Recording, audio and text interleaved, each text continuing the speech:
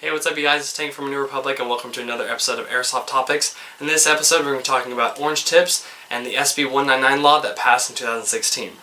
Orange tips are present on every airsoft gun that you buy new here in the United States. It is required by law for vendors to sell you the gun with the tip attached. It is also used to distinguish between a real firearm and an airsoft gun.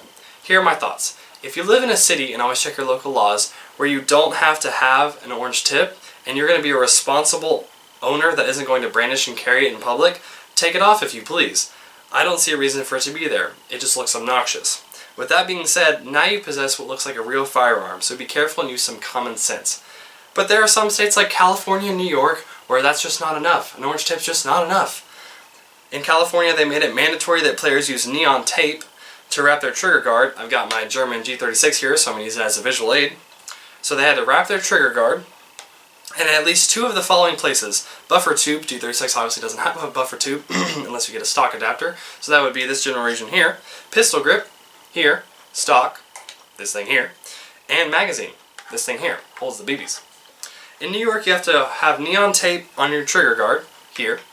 Pistol grip, here. Magazine, here. Buffer tube, like we said, don't have one, but here. Top of the stock, here. And a piece of tape going up the side of your handguard / rail system. That would be in this general region right here. And if you had rails on it, you would have to put it on your rails as well. This is ridiculous. Some people might say, well, it's not that bad and this isn't really going to change the sport, which they're right. Airsoft is still going to continue strong, even with these new laws passing. But now, politicians have a foothold in airsoft, so whenever they implement new anti-airsoft gun laws, they're just going to add on to this.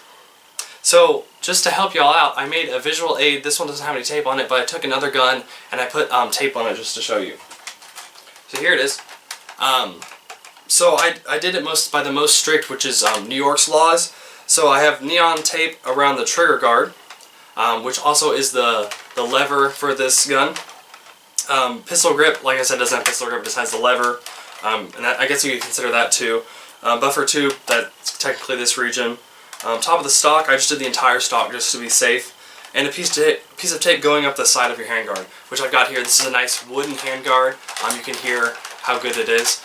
And then also normal orange tape, well, I just took that to the extreme. I did the entire outer and inner barrel, everything is orange, so just to help you out. So just protest this law, do your own research of the origins of this law, and figure out why this law is useless. In conclusion, if your local laws permit and you're a responsible airsoft gun owner, remove your tip and resist SB-199. Hope you guys enjoyed this video. God bless, and we'll see you guys next time.